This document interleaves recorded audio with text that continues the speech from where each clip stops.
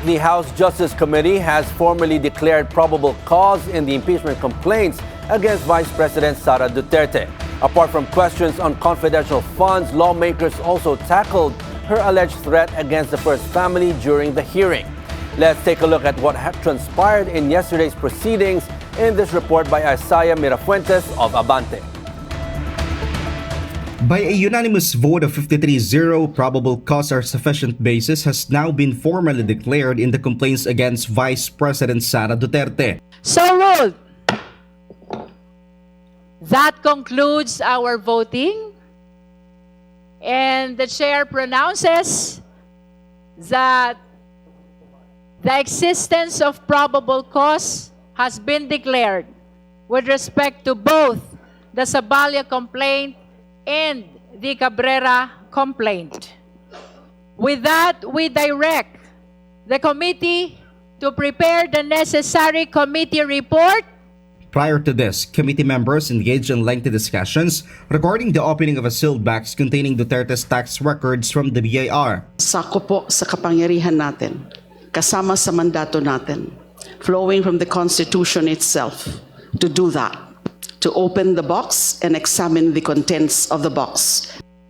Ang trabaho ng House ay tukuyin lamang ang probable cause. Kung may usok ba sa likod ng apoy.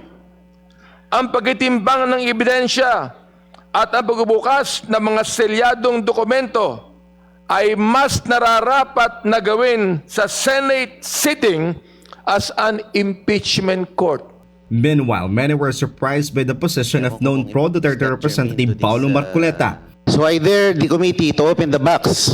At sinabi rin po ni Popoy sa pelikula, I deserve an explanation. I deserve an acceptable reason.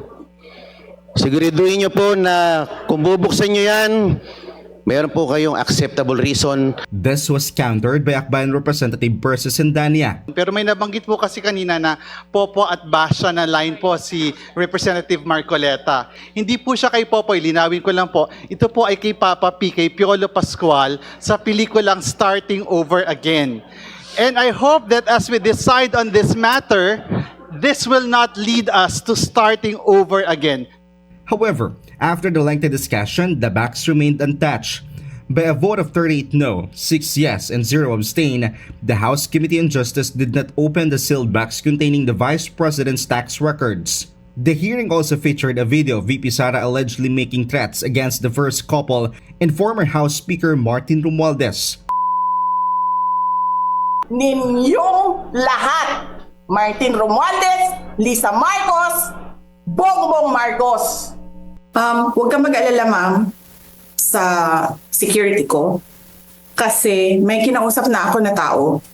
Sinabi ko sa kanya, kapag pinatay ako, patayin mo si BBM, si Lisa Araneta, at si Martin Romualdez. No joke. And this was really not a joke, as according to the National Bureau of Investigation, the Vice President allegedly violated 3 counts of grave threats and 1 count of inciting to sedition. Kung hindi tama ang ugaling ito para sa second highest official of the land, mas lalong hindi po ito karapat-dapat para sa isang tao na nag-aambisyon na maging highest official of the land.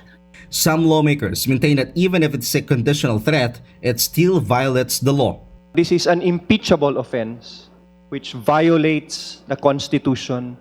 Thus, it is betrayal of public trust. Thus, it is a high crime regardless of whether it is a threat because of the gravity of this act by the Vice President. Meanwhile, the House Committee on Justice will now prepare its committee report, which will then be submitted to the plenary. After deliberations, all lawmakers will proceed to vote. Isaiah Mirafuentes, Abante.